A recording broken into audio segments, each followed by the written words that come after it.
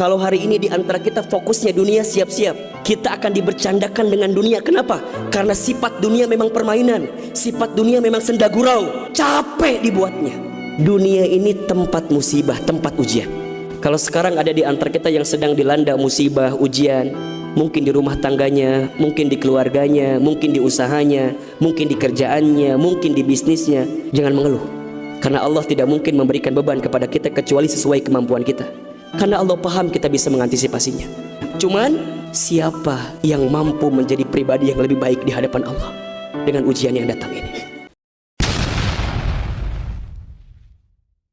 Banyak manusia yang menjalani kehidupan dunia dengan kondisi yang tidak bahagia. Banyak di antara kita yang menjalani kehidupan dunia stres menjalaninya, frustasi dibuatnya, bahkan seringkali gelisah menjadi sebuah hal yang pasti datang dalam kehidupannya. Dari sekian banyak faktor yang membuat manusia gelisah menjalani kehidupan, karena barangkali jawabannya mereka belum paham tentang sifat kehidupan dunia. Al-Imam Al-Ghazali menyebutkan ada 4 sifat kehidupan dunia yang harus dipahami oleh setiap hamba manusia yang hidup di dunia. Jika karakter ini paham, jika karakter ini hafal, maka insya Allah kita akan mudah menjalani kehidupan dunia. Ustadz Hilman, apa di antara 4 karakter itu? Pertama, dunia ini waktunya singkat, padat, cepat. Dunia ini cepat, singkat, padat. Apa yang menjadi finish utamanya? Kematian. Kullu nafsin dha'iqatul maut. Setiap manusia pasti akan berjumpa dengan yang namanya kematian. Kita ini mohon maaf, semua sedang berlomba dengan jadwal kematian masing-masing. Apapun profesinya, bagaimanapun jabatannya, seberapa banyak pun hartanya, tetap finishnya sama, wafat. Cuman yang namanya wafat, waktunya misteri, tempatnya misteri, sebabnya pun misteri. Jadi semua di antara kita ini sedang berlomba dengan waktu yang Allah pacu dalam kehidupan kita.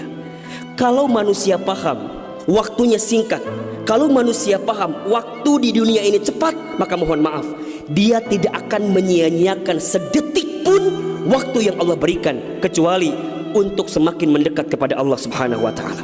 Maka lihat, di dalam Al-Quran berkali-kali Allah bersumpah dengan kalimat waktu. Bahkan ada surat dinamakan dengan kalimat waktu. Apa maknanya? Allah ingin ingatkan kita semua manusia yang diberikan kesempatan hidup di dunia. Hei manusia, hidup kamu singkat, cepat, padat, maka jangan pernah sia-siakan, kecuali untuk bisa mendekat kepada Allah Subhanahu wa ta'ala.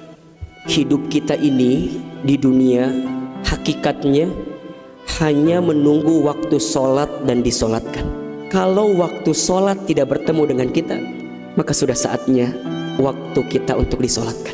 Kata Nabi, setiap umatku itu umurnya 60 tahun, situna wasab'una, antara 60 sampai 70 tahun. Jadi artinya dunia ini singkat sekali, bukan tujuan kita. Setelah ini masih ada kehidupan alam kubur kita, setelah ini masih ada kehidupan alam akhirat kita, maka manfaatkan selama kita masih hidup. Mohon maaf, kalau masih bisa sholat di belakang imam hari ini, sholatlah. Sebelum besok disolatkan di depan imam. Kalau masih bisa baca Quran, bacalah. Sebelum besok Quran dibacakan di depan tubuh kita yang sudah terbujur kaku tidak bisa bergerak. Kalau masih bisa berangkat ke masjid, berangkat. Sebelum besok tubuh kita digotong ke masjid untuk yang terakhir kalinya. Kalau masih bisa sedekah, sedekah. Karena berapa banyak orang yang sudah mati, orang yang sudah meninggal, minta sama Allah untuk dihidupkan kembali. Dan apa janjinya? Fa'asaddaqa wa akun minas solihin. Ya Allah, hidupkan aku kembali sebentar saja, maka aku akan bersedekah dan menjadi orang yang soleh. Maka mohon maaf, siapapun di antara kita yang pernah punya dosa, catat baik-baik. Allah lebih mencintai orang yang banyak dosa, kemudian dia bertaubat kepada Allah, daripada orang yang soleh sedangkan dia merasa tidak punya salah dalam kehidupan. Kalau kita belum bisa berlomba dengan orang soleh dalam berbuat baik, maka berlombalah dengan para pendosa untuk segera bertaubat di hadapan Allah Subhanahu wa ta'ala. Yang bekerja harus punya target, yang punya perusahaan harus punya target, yang usaha, yang bisnis harus punya target. Apa targetnya? Bukan dunia, akhirat. Kalau target kita dunia, apa bedanya dengan orang yang tidak beriman? Yang bekerja, mohon maaf, kalau yang antum cari gaji setiap tanggal 25, Kalau yang antum tunggu-tunggu gaji setiap tanggal 1, apa bedanya dengan orang yang tidak beriman? Mereka juga sama menanti itu, mereka juga sama merindukan gaji itu. Tapi yang membedakan di antara kita dengan orang yang tidak beriman adalah setiap helaan napasnya, setiap langkahnya kita gunakan untuk bisa semakin mendekat kepada Allah Subhanahu wa Ta'ala. Maka lihat ciri yang kedua, dunia itu karakternya permainan dan senda gurau belaka. Al-An'am ayat 32. Hati-hati, siapapun di antara kita yang barangkali hari ini fokusnya dunia, siap-siap kita akan dipermainkan oleh dunia. Kalau hari ini di antara kita fokusnya dunia, siap-siap kita akan dibercandakan dengan dunia. Kenapa? Karena sifat dunia memang permainan, sifat dunia memang senda gurau, capek dibuatnya. Bahkan kata Nabi SAW, barang siapa yang ketika bangun tidurnya ketika malam, kemudian dia bangun di pagi hari, yang dia pikirkan adalah dunia, maka dia akan lelah dibuatnya.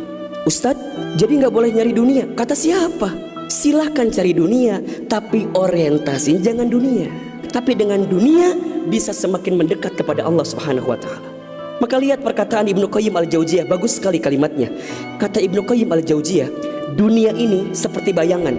Semakin Anda sibuk mengejar bayangan itu, semakin dia lari daripada kejaran kita. Ini kita, bayangan kita di samping, kita pindah, dia pindah, kita kejar, dia pindah. Lantas bagaimana? Berbaliklah. Maksudnya jangan jadikan dunia sebagai orientasinya, tapi akhirat sebagai ujungnya. Maka mohon maaf, barangkali sekarang ada yang bekerja, jangan minta sama Allah untuk dinaikkan gajinya, jangan. Tapi minta sama Allah, ya Allah, saya pengen zakat lebih banyak tahun ini. Kalau zakat lebih banyak, otomatis cara rumusnya adalah gajinya pun naik. Jangan minta sama Allah pengen ganti mobil, jangan. Tapi minta sama Allah, ya Allah, saya pengen mobil yang kemudian mobilnya bisa mengantar orang sakit ke rumah sakit. Saya pengen ditambahkan hartanya, ya Allah, biar ada anak yatim yang bisa saya sekolahkan, biar ada kebutuhan apapun untuk umat yang bisa kita sumbangkan. Itu orientasinya. Maka jangan keliru. Zuhud itu bukan berarti benci dengan dunia, bukan. Zuhud itu dia sibuk dengan dunia, tapi dunianya menjadi jalan untuk mendapatkan akhiratnya. Karena kalau fokus dunianya, maka kita akan dibuat terombang-ambing karenanya. Yang ketiga, cirinya dunia ini tempat musibah, tempat ujian. Terus, Ustadz, haruskah kita takut? Enggak. Haruskah kita gelisah? Enggak. Haruskah kita panik? Biasa saja. Apa yang kita panikkan? Kematiankah? Bukankah setiap orang pasti akan mati? Bukankah setiap kita pasti akan menjemput yang namanya kematian? Orang beriman itu tidak takut mati. Orang beriman tidak cari mati. Orang beriman tidak gelisah dengan mati. Justru orang beriman membuat persiapan-persiapan terbaik untuk menghadapi kematiannya. Serahkan semuanya sama Allah. Dunia ini memang tempat musibah. Mohon maaf kalau kita hidup di dunia, gak mau dikasih musibah, jangan hidup di dunia. Memang itu cirinya. Maka lihat ciri yang keempat. Apa itu, Ustaz? Dunia tempat ibadah. Orang akan semakin kuat menghadapi setiap musibah jika baik ibadahnya. Semakin hebat ibadahnya, semakin kuat hati untuk menghadapi setiap ujian itu. Semakin baik dia mendekat kepada Allah, maka semakin dekat jawaban jalan keluar dari setiap persoalan yang datang dalam kehidupan. Maka lihat surat Al-Mulk ayat 2. Dialah Allah yang menguji kita dengan sesuatu yang menyedihkan dan yang membahagiakan. Sebagai apa? Sebagai ujian untuk kamu sekalian. Apa yang Allah lihat? Mohon maaf, yang Allah lihat bukan ujiannya, tapi yang Allah lihat adalah siapa yang paling hebat menyikapi setiap ujian itu. Kalau di antara kita di sini ada yang sedang ikutan tes seleksi, kemudian gak lolos, jangan salahkan soalnya, karena yang salah bukan soal, pasti yang salah adalah jawabannya. Kalau sekarang ada di antara kita yang sedang dilanda musibah, ujian, mungkin di rumah tangganya, mungkin di keluarganya, mungkin di usahanya, mungkin di kerjaannya, mungkin di bisnisnya, jangan mengeluh. Karena Allah tidak mungkin memberikan beban kepada kita kecuali sesuai kemampuan kita. Karena Allah paham kita bisa mengantisipasinya, kita paham bisa menghadapinya. Cuman siapa yang mampu menjadi pribadi yang lebih baik di hadapan Allah dengan ujian yang datang ini? Mudah-mudahan ini bisa menjadi pelajaran yang membuat kita semakin tenang, semakin yakin menjalani kehidupan dunia. Dunia ini singkat, dunia ini permainan, dunia ini tempat musibah, dunia ini tempat ibadah. Maka jangan pernah khawatir dengan hidup ini selama kita menjalaninya di jalan Allah Subhanahu wa Ta'ala.